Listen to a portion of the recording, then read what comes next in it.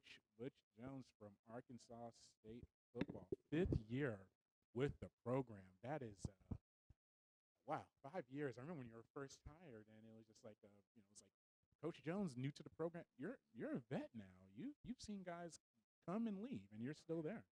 I've seen it all. I've seen it all in our conference at our university. I'm going on my fourth director of athletics.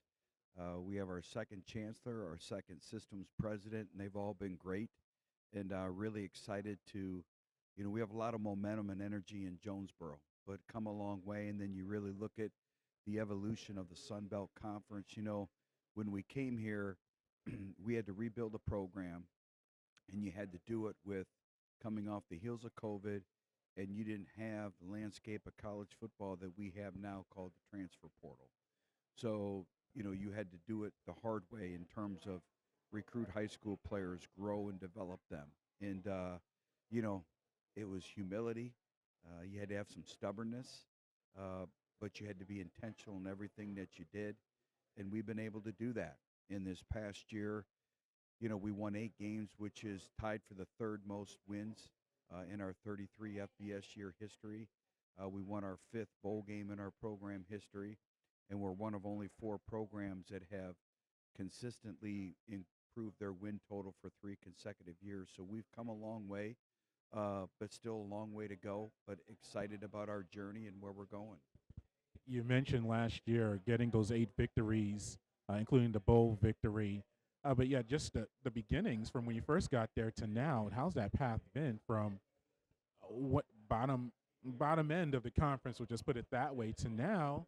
You've built a program. You've got some returners, some top guys. Just is this building process been kind of where you want it to be, and kind of are you seeing that vision starting to form for the program? I am. Our culture's in place, our mindset's in place. We have players that love playing for Arkansas State. They have a pride of who they are. They have an affinity for our football program in Arkansas State and Jonesboro. But you have to rely on your experiences. We've done it 3 other places, and you can't waver. And we knew we had a lot of work to do. It's one of the reasons why I did leave Alabama to take the job. Is I wanted to have a big challenge, and it was challenging, and it tests your fortitude every single day.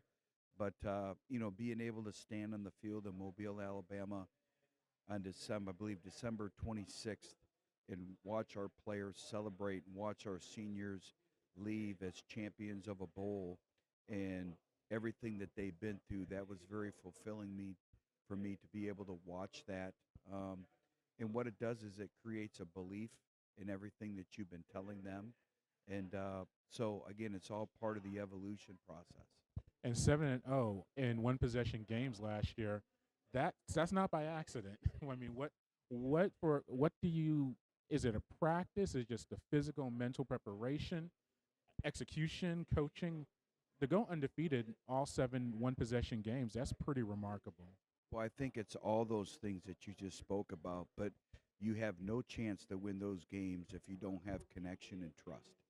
And we have great connections and trust. And ironically, in 2 of the 2-minute situations, we were actually under a minute, and we had actually practiced both those scenarios in training camp. So I think it's also putting your players in those situations, that those game day realities, that when they come, is that they understand because they've been there and done that. And then it's doing what the players can do. But I think you don't have any chance to win those games if you don't have the connection that we talk about, the trust and the bond. If you go back of learning how to win our second year of building our program, we had the lead going into the fourth quarter, 9 games that season, and we only won 1 of them. And we were learning how to win. We were learning how to finish off games. And I think for our younger players at that time that were now older players, I think those experiences served them to be able to do what we did this past year. Yeah, let's get onto the field. Offensively, you return Jalen Rayner, one of the top quarterbacks in the conference, probably in the entire country. What's that like, having a guy like him as well as some of the others? Because you do return some really talented offensive guys. Well, it brings a comfort level.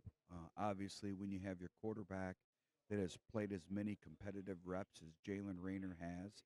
Our players believe in him, but now it's surrounding him with a cast of individuals. We have some very talented skill players. The biggest thing is how can we develop depth? And as we all know, a lot of times people don't talk about is it's the lines of scrimmage. It's still a line of scrimmage game.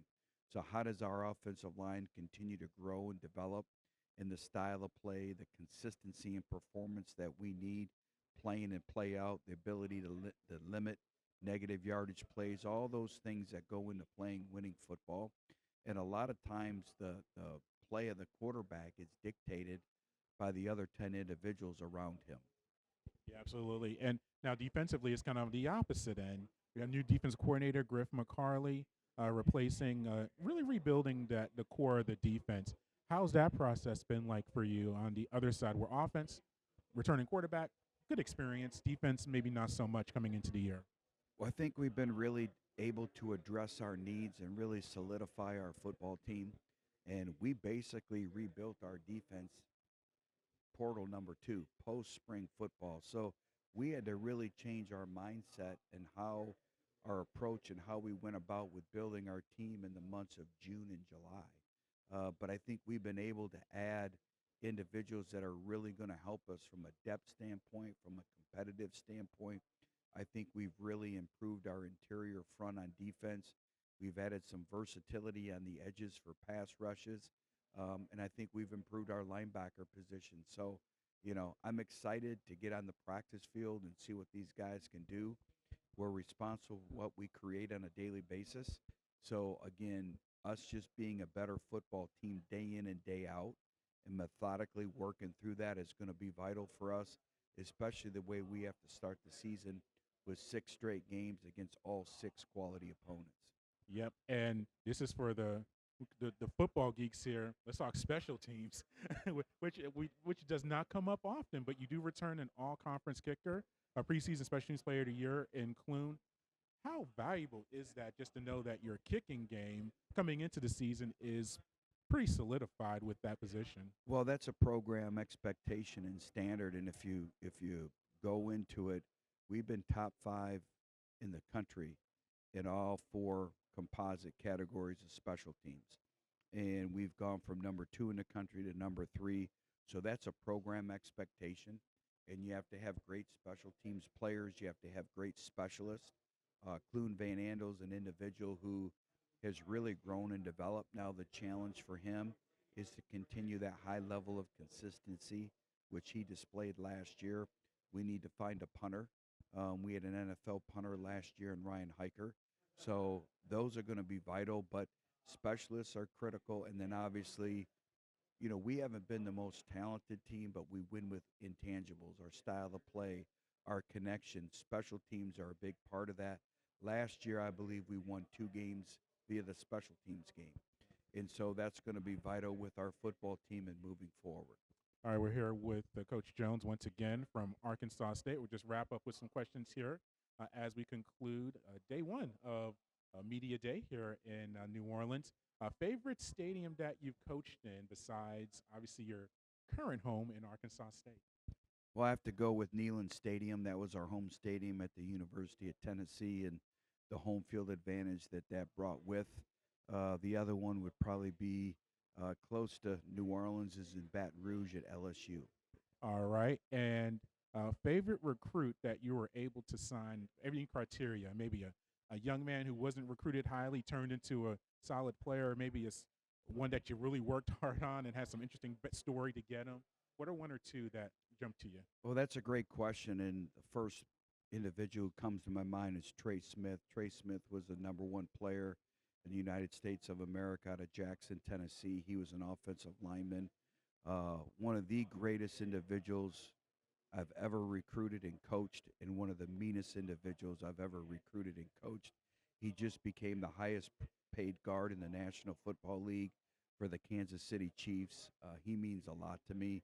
His sister was my secretary at Tennessee as well. So go deep with that family, and really excited about them.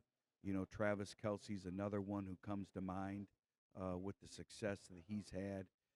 How we were able to really grow and elevate him not only on the field but off the field, more importantly. So there's a lot of great stories. I have to say, Jalen Rayner.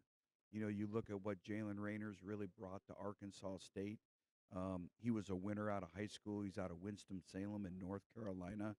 So those individuals, whether it was individuals at Tennessee, Arkansas State, or even a Central Michigan or a Cincinnati, you always look back and there's probably two or three recruits that really changed the foundation and the structure of your program. The best high school recruit that you've witnessed in person? Trey Smith. Trey Smith again, double up. All right. Uh, what's your pregame routine? Do you have a meal or maybe certain type of music, or do you? I know different players is very physical. Is it physical for you? Do you maybe go on a walk or a run? How do you get ready for a game just the 24 hours Well, I before? think a lot of it is based on what time of your game. Is it a noon game? Is it a night game? Is it a 3:30 game? But I always attend mass, and so I'll go attend mass, take some time to kind of relax and debrief. But really, what I've tried to do, and I learned this from Coach Saban, is try to keep yourself occupied.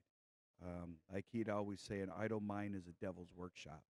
And so, whether it's preparing for the game, whether it's being around people, whether it's conversations, whether it's meetings, just trying to stay so the anxiety, nothing builds up for you on game day. So I think the biggest thing is just keeping your mind occupied.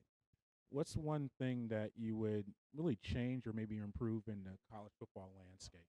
Well, I do think that we're going down this path, but obviously more guardrails, more rules and regulation. I think what we're doing right now to college football in terms of the tampering is unprecedented, and it's really, you look at our quarterback Jalen Rayner. He'd show me text messages in the months of February, March, April coming in, and what are we doing to these young kids? So I think we obviously have to get the tampering. We have to get some stipulations, some rules, and really get a handle on just our industry in general. What's been the best coaching advice you've given to a player just in any scenario? Or maybe something that we can translate it, maybe best coaching advice you received and have passed it along to a Well, I player. think the biggest thing is staying the course. In this age of transfer portal, I deserve what I want, and if I don't get it right away, I'm going to leave. And sometimes it's short-term gain versus long-term success. You look at Jalen Rayner, another illustration of one of our players is going into his first year. He was third string on the depth chart going into training camp, and by game three, he's our starter. And we always talk about compete, don't compare. So I think those are illustrations. Travis Kelsey's another illustration of how long. I always refer to Mac Jones. You look at Mac Jones, who was our quarterback at Alabama.